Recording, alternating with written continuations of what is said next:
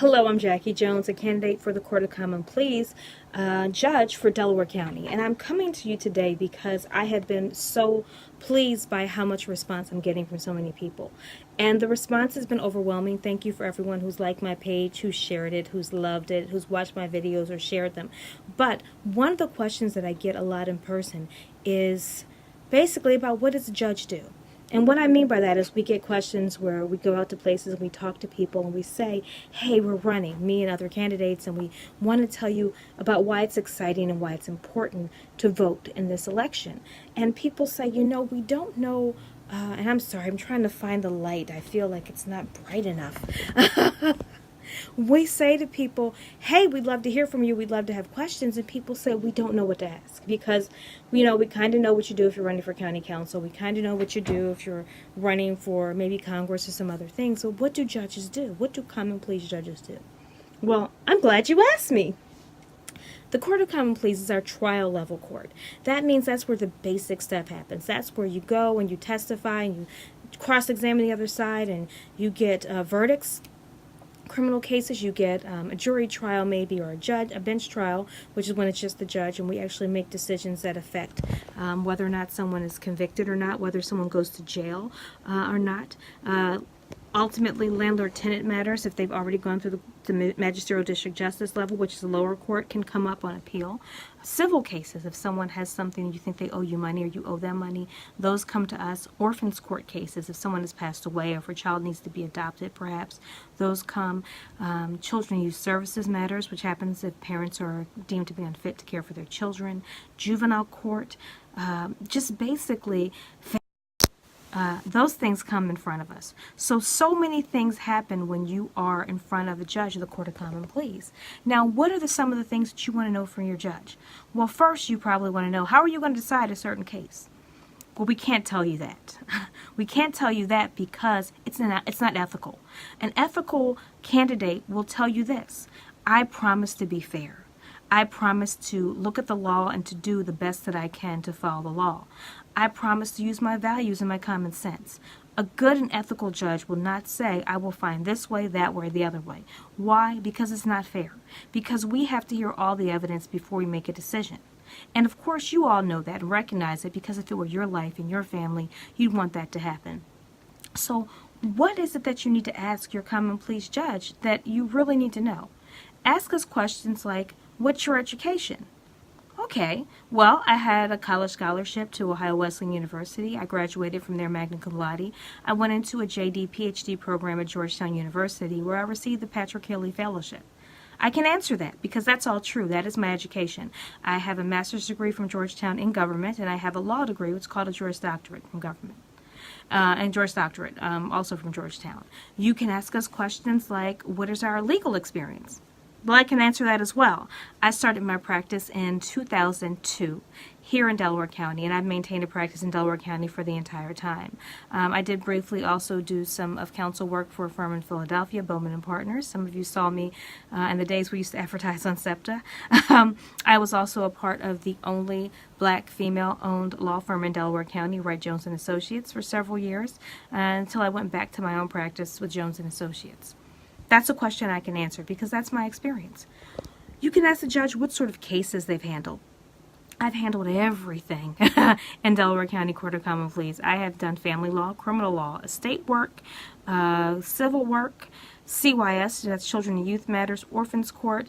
I've done it all. I've also done federal court work. A lot of the federal work that I do, some of it has been criminal or civil, but most of it has been union-based. My job was to make sure that contractors were paying the union their benefits, meaning that if you were working every day, you got your health insurance taken care of, your health and welfare benefits, all those sort of things. That was one of the things I did in federal court.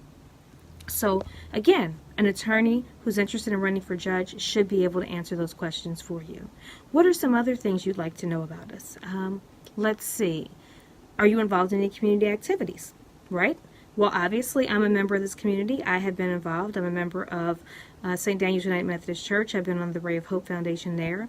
I've obviously not only involved with my organization, but I've done workshops for others, churches, community organizations, colleges, and universities around the county, speaking on things, and some even in Philadelphia, speaking on things like bullying, speaking on the rights for grandparents who need to seek custody, on custody cases, criminal cases, and how to protect your rights for criminal cases.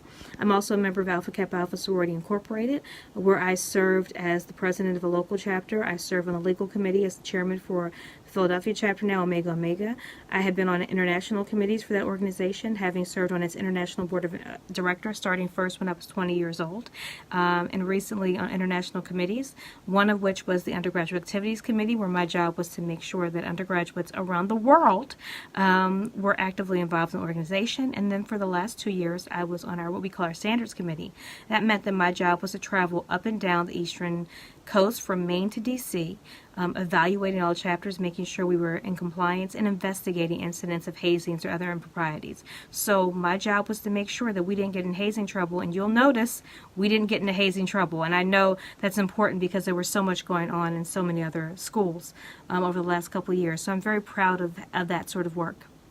And of course, I think the other thing is, if you are out there working in the community, you are doing service, everyone doesn't need to know everything you do. So I do service because I believe in it. So when we go to homeless shelters and my children and I go and we take things, it's not with a camera.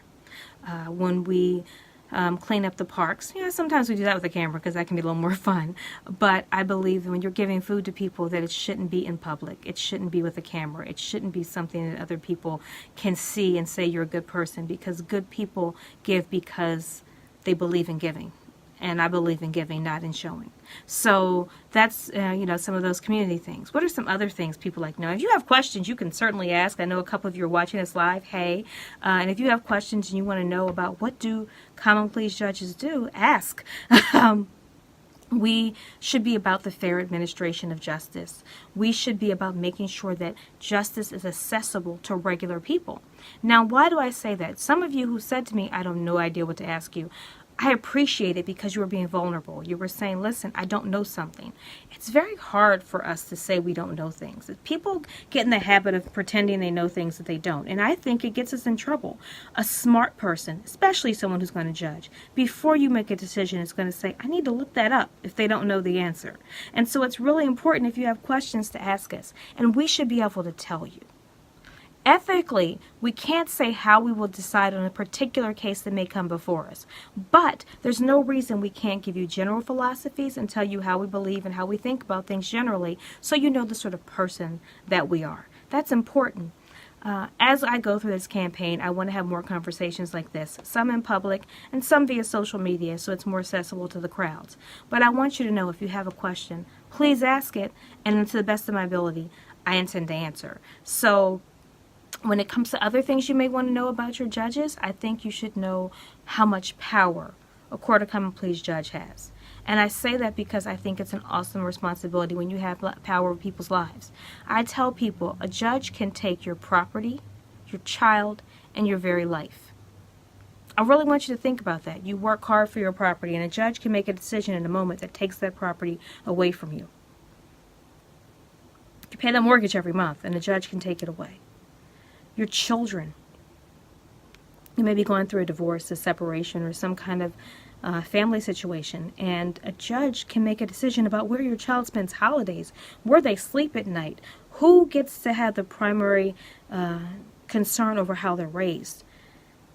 That's an awesome responsibility, and it's not one that I would take lightly. I tell my clients when they come in to hire me for family law cases, you will pay me, but I work for your kids. And what I mean by that is, if I think you're doing something that's wrong for your children, I'm going to tell you, and I'm not going to do it.